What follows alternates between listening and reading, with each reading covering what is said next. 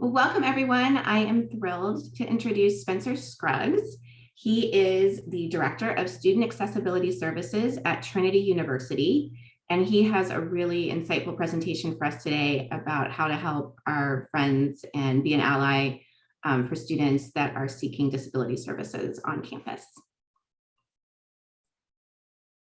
Hello, everyone. It is great to be with you all, and as you're maybe viewing this video or connecting with some different resources. As I did want to quickly mention just a couple things beforehand before we jump into our presentation here, that I'm really excited to be with you all. My contact information is at the end of the presentation, so you can always get that there. I also wanted to mention, just give some trigger warnings in terms of we're talking about mental health and a couple different possible triggers related to that, especially with COVID-19. And so if that's something I want to encourage you all, take a moment to pause your video, maybe come back to it, kind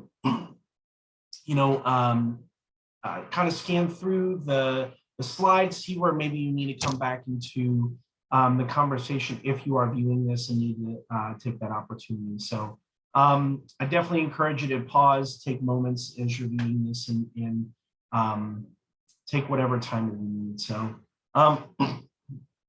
so without further ado, let's jump into our conversation. So I am really excited because I am talking to you today all about ableism, accessibility, and disability inclusion in higher education. And I'm really excited about this. Again, my name is Spencer Scruggs, he, him, his pronouns. I'm the Director of Student Accessibility Services at Trinity University in San Antonio. And I'm really excited about this because I think this is something that is important not only for staff in higher education to know, but also for peer advisors and for peers of disabled students on campuses to know. So just again, brief introduction. I have been at Trinity for 2 years. I've been working with disabled students for now going on about 8 years. And so significant amount of time I've been working with disabled students and specifically within higher education. So most of my work has been specifically around the supports that disabled students need, and also a little bit of their own exploration of disability as a whole. So you may know that I am using disability, I'm using identity first language here. I did want to mention that that is something that my professional organization head adopts, and so that is something that I'm moving to. You may be familiar with person first language. I really choose to use identity first language simply because I think it's really important for us to talk about it in that way. And it helps us identify those concerns. So I want to start off by really defining disability as a social construct. So, it's really important for us to frame this conversation by looking at what exactly is a disability and how do we kind of define some of that. And so we will kind of jump into some things around that. And so, one of the major points here that I really like to ground our conversations in is the context of disability in higher education. So it's really important to know the college experience is not a monolith. And that's especially when we look at kind of specific impairments. So we know that no two disabled students with the same disability are going to experience college in the same way. And that's a really important point here, especially when we look at COVID and what we've kind of worked through the past 2 years. We are also really looking at, we need to understand that, student or disabled students come to campuses with other identities. So, and they experience their disability and from the perspective of also their other identities. So, a Black or Hispanic Latinx student with a disability is going to experience their disability probably in a very different way than a white student with with their disability. We could say the same about other identities. A student that is trans, versus a student that is cisgender. All kinds of things there I think are really important to keep in consideration, that it's a mix of it all. Also, we need to know that prior experience with disability is not a monolith either. So, and again, what we mean by monolith is that it's not the same experience. So we know that students are going to come in, socioeconomic status impacts that. The resources that they had at their previous schools have access to that. So we get students that come in and very clearly identify as a disabled student and having a disability. And then other students come in and they don't identify that way, despite the fact that they do maybe have a disability. And so, and prior experience is one of the things that kind of comes into that. And so, it's really important to keep that in mind. I also really like this data. The latest National Center on Educational Statistics, which is a government organization, federally funded, that really looks at educational statistics, identifies about 19% of the college student population is disabled. And I want to take a moment and just remind you all that that could very well be an underestimate, and it likely is an underestimate. And I think COVID-19 is a really good example of, the past 2 years have really brought to light how many people just have a disability of some kind, especially mental health. We're going to get into that in just a little bit.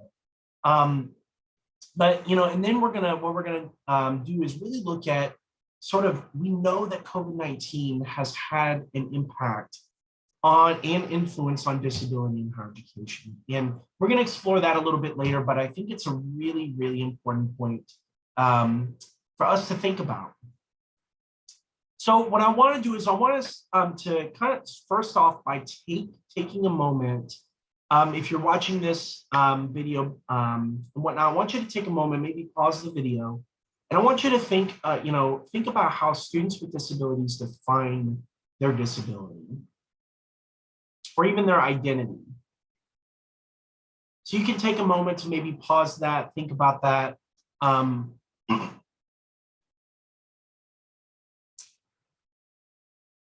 And then we're going to move on to our next slide. So we know disability, because of all of these things that we've discussed, is a social construct. Just as any other identity is a social construct, we can define disability in that way. And what I think it does is that it allows us, allows for exploration of the variety of ways that disabled individuals move through understanding, embracing, and living their disabled identity. So, when we define it as a social construct, we know that there's some fluidity there, that there are going to be cases where a disabled student always identifies that way, and they're in spaces where that identity is very salient, it's very kind of present to them. And then there's going to be spaces where it's not that present to them. And I think, again, that's really important for context when it comes to COVID, because COVID presented different circumstances that have now changed how people are going to identify and in what ways they might identify. And there's a variety of models here. I'm going to go through one that I think is really important for us to note, but some of the different models that we have. So we start off with a medical model, and the medical model really was grounded in, you have something that we have to treat, and you're different, and you kind of it needs to be treated. A little later, we're going to get into kind of some history around that, and maybe some segregation, some different mistreatment of individuals simply because of a disability of some kind.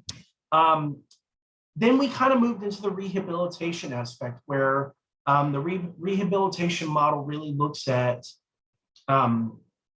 it does kind of embrace that individual as a person, and that they have certain needs, but it still kind of looks at it in terms of you're different and how do we move you to a place where you can kind of assimilate to everything here. And then there's a group of social models that move toward this idea of disability as a social construct and really see it as there's a variety of different things that impact this, the environment.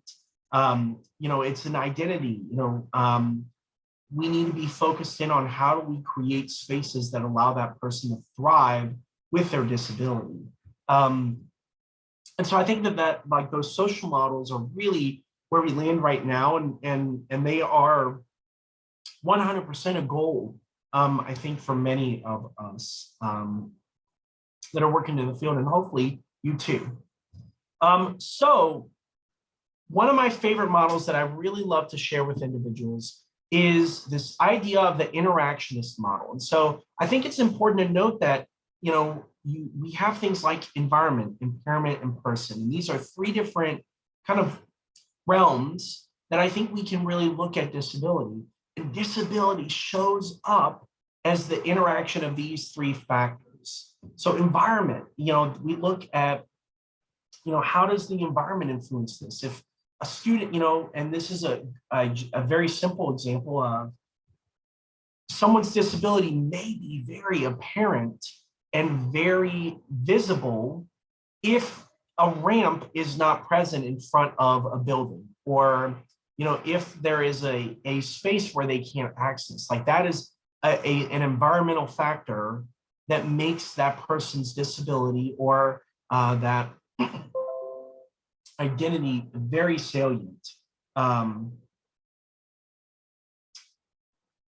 other piece here is impairment. So what we really look at here is there are some very specific circumstances where the impairment is a very real thing. So it's not always going to be environment.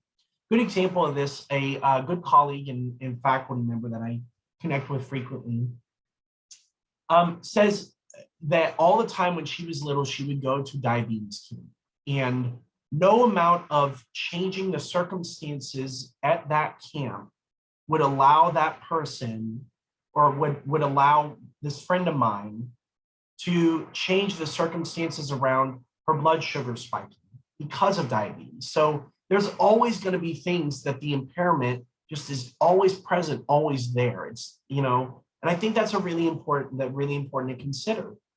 And then we have the person. So then there's a certain autonomy or certain ability for the individual to embrace this themselves. So the person makes decisions. Where's the person in terms of understanding how they kind of move about the world and engage with the world from the lens of their disability? And so there's sort of that decision power there that's really important with the person there. And it's the interaction of all three of those factors that is really important. So this is a really great model. It's from a really wonderful,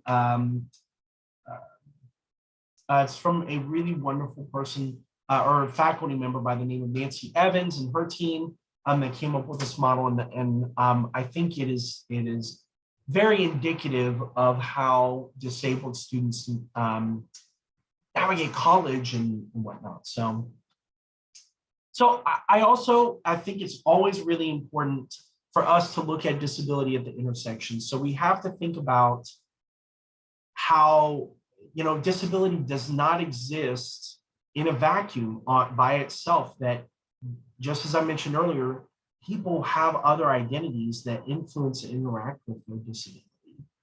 And I love to point out a couple of different things. So we have, the history of the disability rights movement stems from the civil rights movement.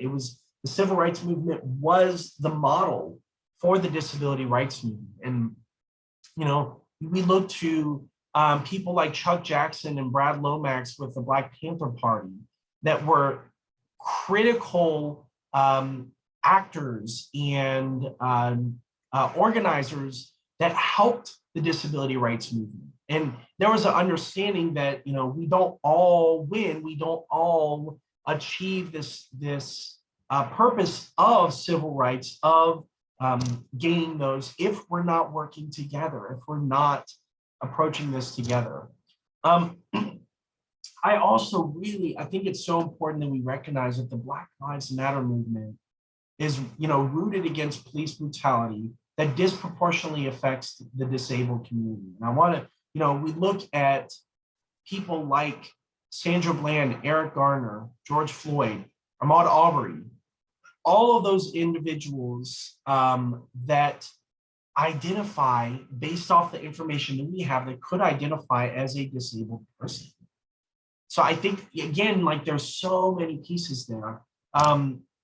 Another good example here is kind of, trans lives are often reduced to dysphoria or queer identity as needing to be treated. And this kind of connects with this idea of the second class strategy, that someone is ascribed to a second class.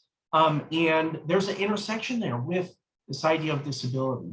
So, I think it's really important for us to understand that disabled identity formation often comes from, a set of processes or things that someone may go through, including, including acceptance, building community, and then this piece of activism. And that activism, again, is another thread that kind of goes through all these other identities and meets at that intersection. So that's a little bit about disability as a social construct. I want to take a moment to really look at ableism. And so I want us to kind of really explore what ableism looks like and what this, how we might particularly approach ableism or think about it, on our campuses, especially as we are moving towards thinking about COVID on our campuses. So I want to start off, again, feel free to, to kind of start off here and pause your video or take a moment to make some notes and whatnot. But I want to take a moment and have you all just answer this question. How would you define ableism?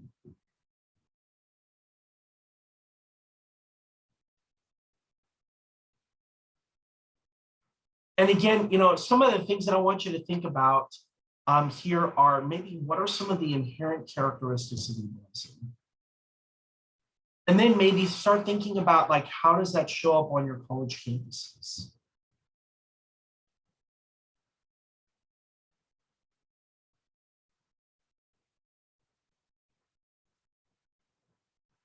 So here's just, I really love to give sort of a snapshot of ableism. I think it's really important for us to know that ableism, what we're really looking at there is the historical and pervasive nature of discrimination and exclusion of disabled individuals. And, and that's really kind of the broad definition. And I think it's important for us to know the history of ableism and how has that kind of led up to what I think is a reckoning with ableism on our campuses over the past 2 years. So we know that, through kind of the language around ableist attitudes, that, all of those arrived around the civil rights movement. How we kind of define ableism kind of arrived around that moment. We know that it's, existed for centuries, if not millennia. We know that, this has existed for quite a while. And really it's tied to these minority oppression models that are common throughout history. And the key here is that it's ascribing second-class status to disabled people. So it's taking that moment to say, you're different, and because of that, we're excluding you, or we're taking, this moment to not include you, or to not give you this opportunity because you're not deserving of it. And I think, historically that impairment has been used in lieu of an exploration of ableism to dismantle oppressive structures. So instead of identifying what barriers are we putting in people's ways, how are we, excluding individuals? Instead, we say, oh, the impairment is what it is. The impairment, that person has this impairment, and so as a result, this person has that disability. So as a result of it, it's natural that they would belong in that second class status. So I think that's really important. So I want to explore a little bit about what this has looked like in ableism, or what this has looked like in higher education. So I really want to, kind of start off by really recognizing prior to, 1800s and earlier, we were really looking at a lot of specific things when it comes to the institutionalization of people, disabled individuals. And, one of the things that I really love to mention here are, that is kind of common in folklore and in history, are Salem witch trials, some of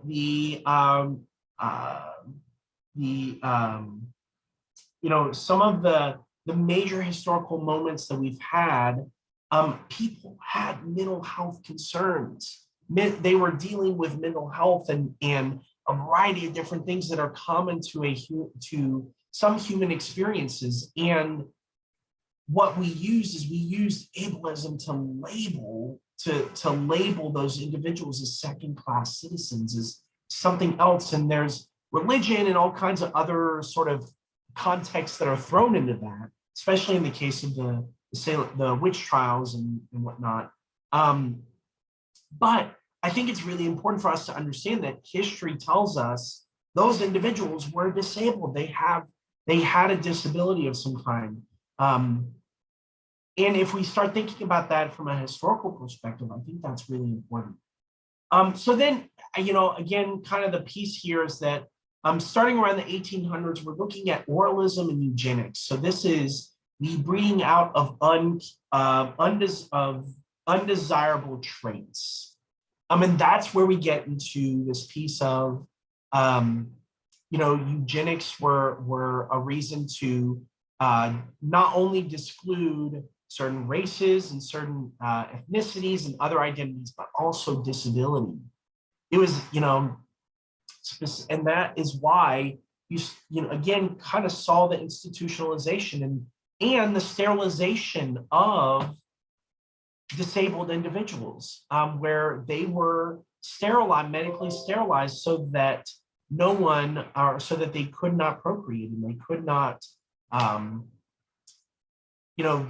there was a fear of their ability to pass on these undesirable traits, as they kind of determine them. So, and really kind of what we're looking at, especially within higher education, is I think, with the 20th century and some of the changes that came around that time, we really started to see a opportunity for disabled individuals to start speaking up for themselves and really pushing against oppressive structures for disabled individuals. And we saw some of this in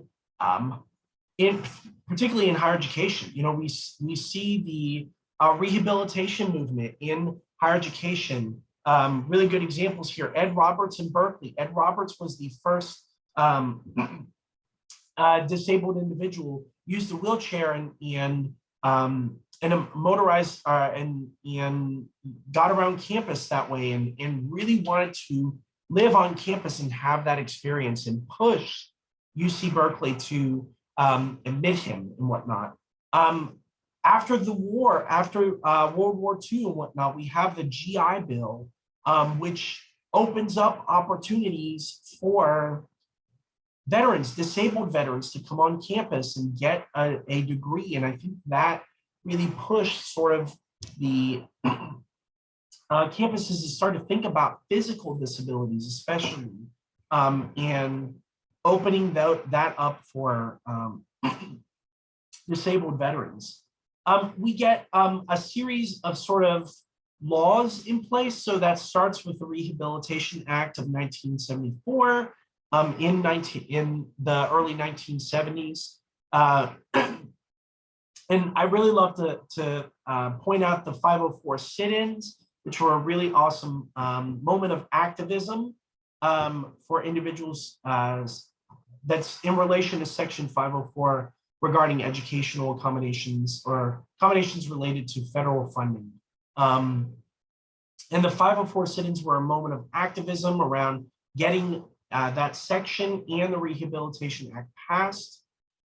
And then we have the Americans with Disabilities Act in the early 1990s that again extended some of those opportunities for activism and support for disabled individuals, particularly beyond just federal funding or federal entities, government-related entities, but it was the first real kind of civil rights legislation that was broad in nature and really approached both public and private entities.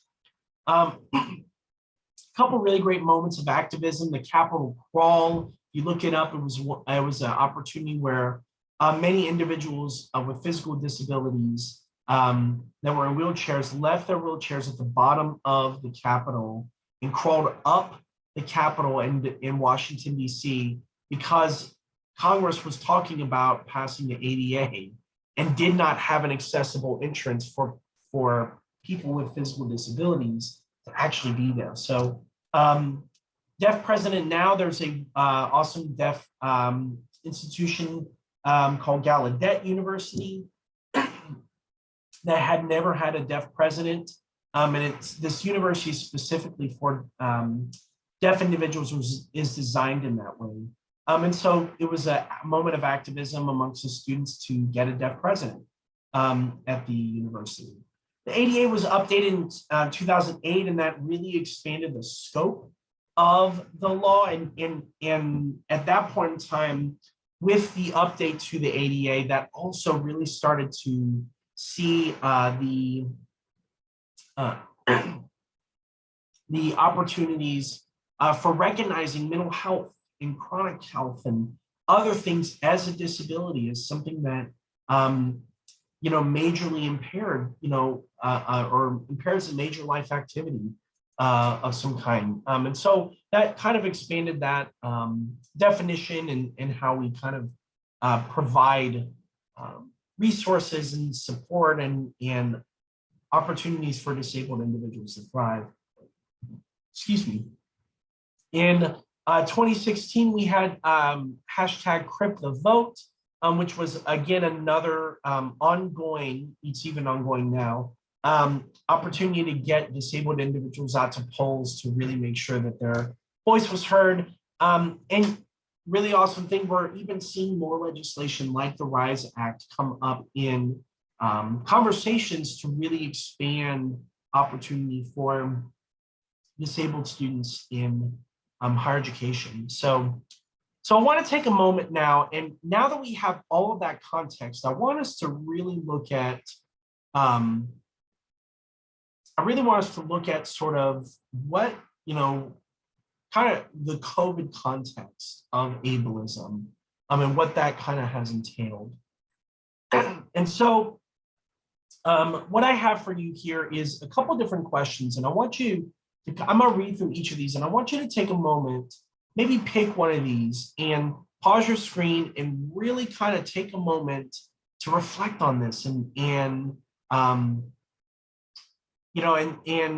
feel free to kind of, write your answer down or really kind of determine how you're feeling about some of the, your answer to these particular questions.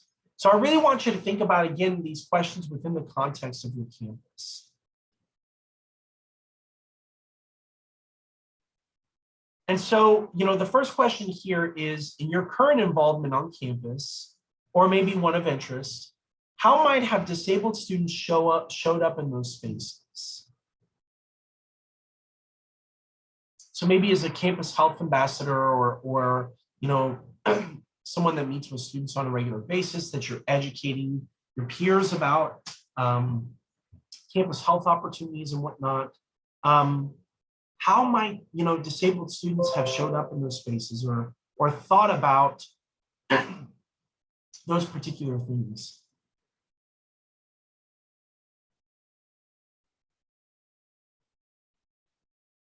I also maybe want you to take a moment to think of what barriers to access and engagement exists in your campus spaces. And maybe think physical, also think about like, what are the, the expectations that maybe we're putting on students to show up in certain spaces with 100% energy all the time.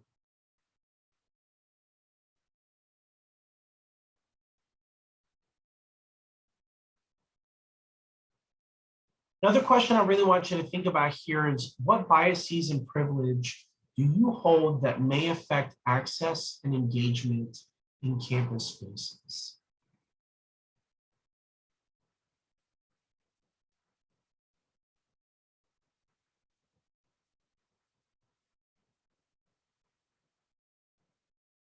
And again, I think that's a really important question, because it's really important for us to kind of understand maybe, what did we think a disability is? What, maybe, when we assume that when we know we're working with a disabled student, that they're going to show up in a wheelchair, or they're going to show up, in a certain way or whatnot. And part of that may mean that we have to check that privilege or understand that first, so we can check it when a student does show up and doesn't show up in a wheelchair, doesn't show up with a,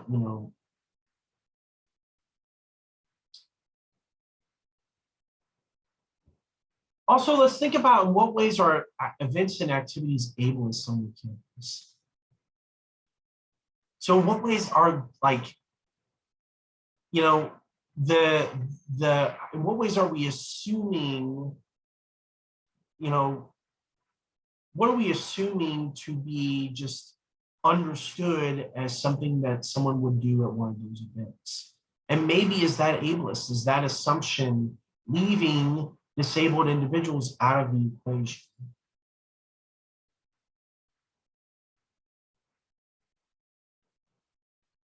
I also want you to take a moment to think, what skills and tools do we need to fight against ableist practices?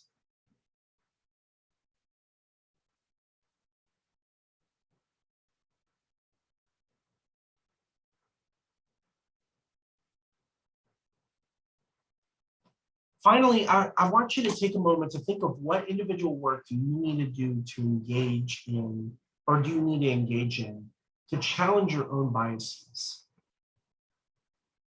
And this is where we take that action. We've recognized what privilege and biases we have around ability or potentially not having a disability-based experience. So then what do we need to do to actually understand it?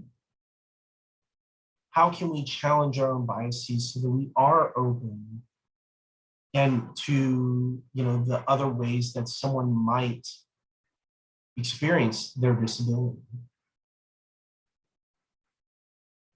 Again, feel free to pause, take a moment, to really think about these questions and kind of, soak it up a little bit, because I think this is these are really important questions.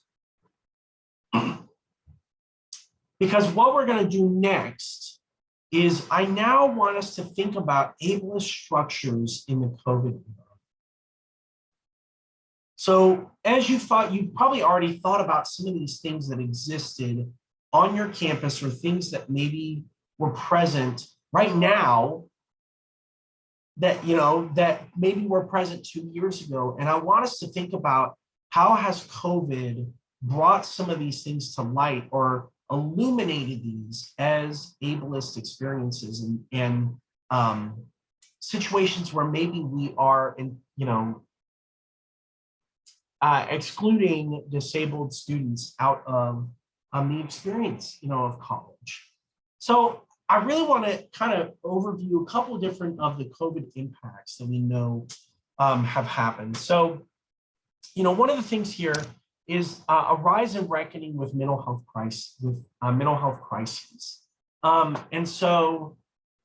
And I say rise because rise makes it feel, or I say reckoning and rise because rise solely makes it feel like this didn't exist beforehand. Mental health challenges and whatnot existed well before we jumped into this COVID era and whatnot. But I think because of a variety of certain circumstances, it really became illuminated during this time. And I think it kind of really relates to a couple of different things. So many different triggers over the past 2 years, things like isolation, anxiety, the fear of the unknown. All of that has kind of contributed to this idea of, where now all of a sudden we're recognizing mental health is a real challenge. And more individuals are realizing, wow, I didn't know that I had this persistent anxiety or depression or challenges with, having meaningful relationships and other things until COVID came around and changed everything around me. And now it's coming to light. And again, kind of going back to what we talked about previously with the environment and how all of those things illuminate in different ways. Again, that's why COVID, I think, has brought some of this to light. I also want to say on the flip side of that coin is that many of us have learned important lessons on personal care and commitment to our mental health and physical well-being. So, we think about work-life balance. We think about, the opportunity that I have as a supervisor to give employees a little bit of flexibility on campus, the opportunity that you have to connect with students and help them understand that they have that they can exercise that flexibility and that, work life or that this academic work and personal life balance is a really, really important thing here. We also know like the benefits of working from home. I also really, really important topic, and it could be one or two other sessions, honestly, is this idea of resilience, that we all faced things over these past 2 years that maybe no other human being has ever had to experience, or maybe a lot of human beings have had to experience, but they haven't experienced it within the context of a global pandemic. And that resilience that's another skill set and an important lesson that I think is part of that reckoning. It's part of that understanding that, there's a lot more disabled individuals that exist and that are having that experience of resilience and working through all that. So I think it's important to recognize both of those. Another really important kind of key point here is online and web accessibility. And I think we've seen a lot of this in higher ed over the past couple of years, but I think it really came to light when we hit COVID and when all of a sudden we moved into online classes, which I'll get into in just a little bit. And all of a sudden students started realizing maybe I do need captions. Maybe I do need an accessible format so that I can actually read it with my text-to-speech reader. I need, students and other individuals started to realize I actually need these things. And it's because when we were in a physical context, like an in-person context, those things weren't kind of present. They weren't illuminated in that way, but online they were. And so again, kind of it has brought to light from many higher education institutions and campuses and whatnot, this idea that, hey, maybe we need to actually really focus in on accessibility, especially for deaf, blind, visually impaired, hearing impaired, individuals with executive functioning challenges, all of that, like on the online experience, may not, may present unique and different challenges that then have to be addressed through remediating and thinking about how do we create that accessible experience. Also, and again, it's kind of tagging into that, the pro con of online classes. So, I think for many individuals, online classes were a great opportunity, gave them the flexibility that they needed. It also, I think in some ways, at least from conversations I've had with students, it's been a con. They realized like online learning is not good for them. They didn't have the attention capacity, the focus. They didn't have that kind of what they needed to really take in all that information. They also needed to be around other individuals, and that isolation that came with online classes, despite you're on a Zoom screen, all of that, I think,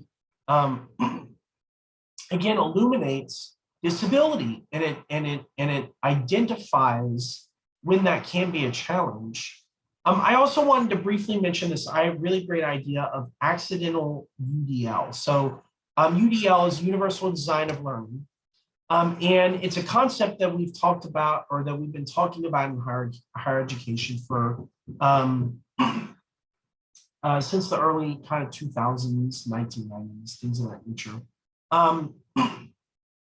But Universal Design of Learning really looks at the classroom environment and says, how can we build a space that's meant for everyone, where someone does not have to identify themselves, but can engage with content and engage in the learning process from their own perspective with what they need.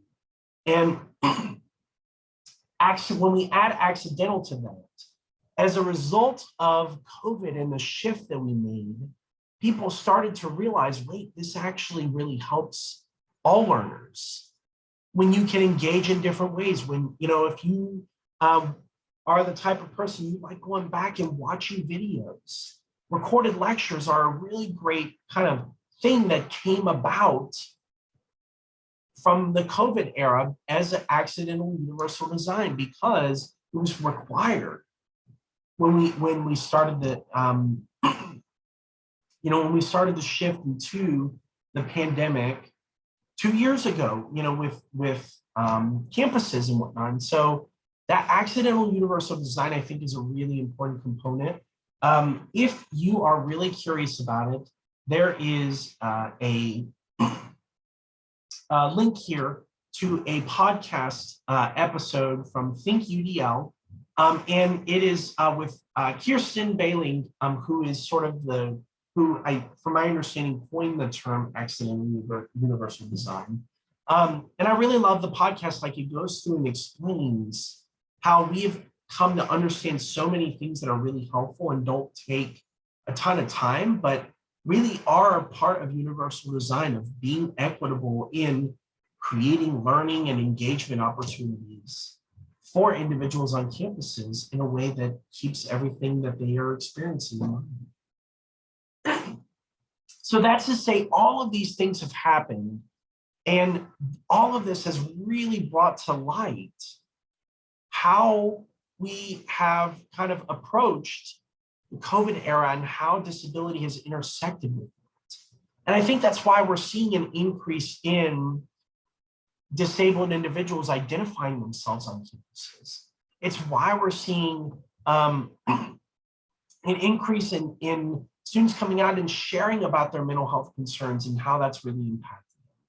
Because all of these things from the COVID era that happened have brought to light, have given the opportunity for those students to recognize, hey, this is something I have, and I'm going to embrace this disability, this condition, this particular thing that I know I face. I'm going to embrace it, and then I'm going to ask and be active in my campus community to influence change, to make sure that people know that we have an opportunity to expand access on our campuses, that we have that opportunity to make sure that that disabled students, faculty, staff, all of that are supported in a way that they weren't at the beginning of the pandemic, or prior to the pandemic, because of barriers we've all put in their way. And it's in a very interesting way has brought all that to light and made all of that happen, because people started to, again, kind of that piece of reckoning. There's a reckoning that's happening with all of this, and people are starting to understand, yes, this is a really important thing that we do, because it opens the door for everyone and creates such a richer experience on campuses. So before we jump into kind of the last piece, I have a couple more questions for you to think about here. And similar questions, but I want us to think about this from the perspective of our COVID era campuses. So if you've been on a campus over the past couple of years, I really want you to think about this in terms of where your campus is now, and what shifts were made, and how does that kind of connect to some of these questions that we have. So first question I want you to ask yourself, and again, feel free to pause this video, take the time that you need, write some things down. What major factors on your campuses rise from COVID? What major factors on your campuses rising from COVID impact disabled students today? So take a moment to really think about, what are some of the COVID concerns that you have on your campuses, and how are those impacting students? I'd imagine many of them are around mental health. Many of them are probably around students, and you yourselves are probably going through this too, of not having that experience that previous students had on their campus. And so how do disabled students that have severe mental health concerns, how do they create meaningful relationships now that the COVID era really made that a challenging thing? Second question here is, what shifts or pivots was your campus able to make that could still be beneficial to disabled students? And maybe a good example here, if you can think about it, is maybe your instructors are still setting up Zoom sessions, so that when you are sick or when you're not feeling so great, you can still pop into class. You don't have to miss the content, but you don't have to be physically there in class.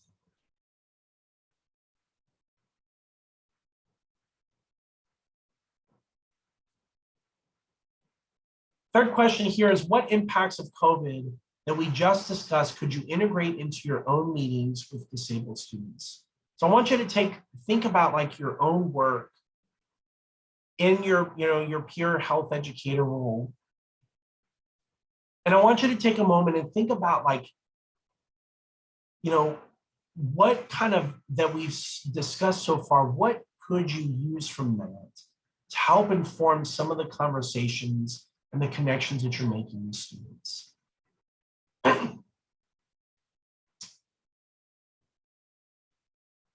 As a student leader on your campus, what components of accidental universal design could you advocate for?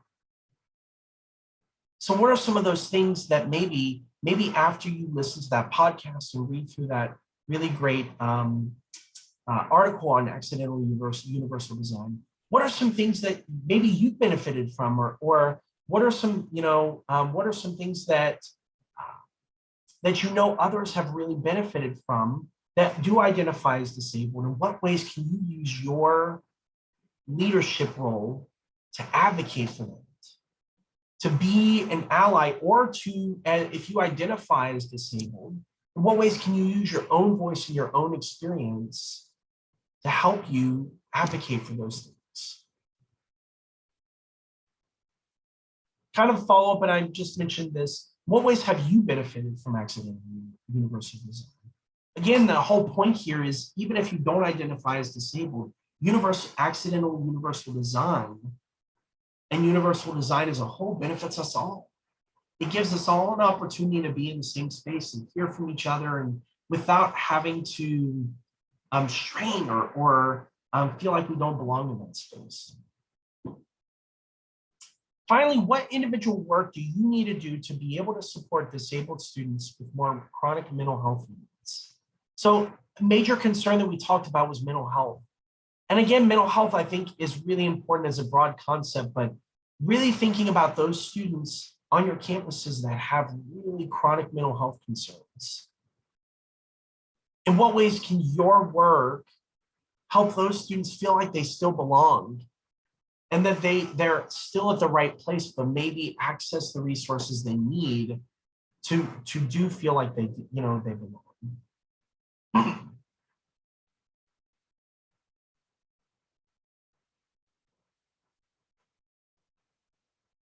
So again, feel free to take a moment, pause, write some things down, do some reflections here and whatnot. Last, before we kind of wrap up with Q&A, you can have the copy of these slides. I have put a bunch of different resources for you here, different articles and readings, and I really advise that Disability Visibility Project is a really great option to think about.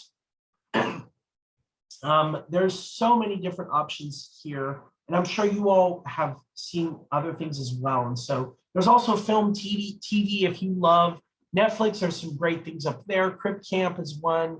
There's all kinds of different options up there that you can read and really look through to help you explore this idea of disability as a social construct, as that concept, and then even explore it further about how does that show up on campuses with students. So again, these are the different ways you can get in touch with me. You can email me. You can feel free to call me. My LinkedIn is there. Also, if you're on Instagram, I post on Instagram and I love being on social media, so you can feel free to connect with me there as well. I just want to take a moment to thank you all for listening, for being here today, for really taking that opportunity to reflect a little bit. If you have questions, again, feel free to send them here, or you can feel free to jump in. But otherwise, I just want to thank you all so much for having me today and giving me the opportunity to speak with you all. So. Spencer, thank you so much. This is a lot of information to provide context and help students and their advisors and supportive personnel really explore this. So thank you. These are great tools. Margarita, I didn't see you originally. Otherwise, I would have given a little opportunity for us to chat as well. But if you have questions or anything, feel free to share as well. Or if you have any thoughts after the presentation, feel free to share. And I know it's a lot to digest, so it's, feel free to take your time to digest and think about it and whatnot. Peer health educators are so important. And so, I think that you all can be a really good example, and having some of this information, my hope is that it helps you and expands sort of your thought processes when you're working with students. So. Well, terrific. Thank you so much. And again, we will share the recording and that'll reach a wider audience. And as folks have questions, we can pass those along to you. So thank you so much for your time. Good luck in your work. And thank you for supporting students. Yeah, thanks, Heather. Bye, Margarita. Thanks for jumping.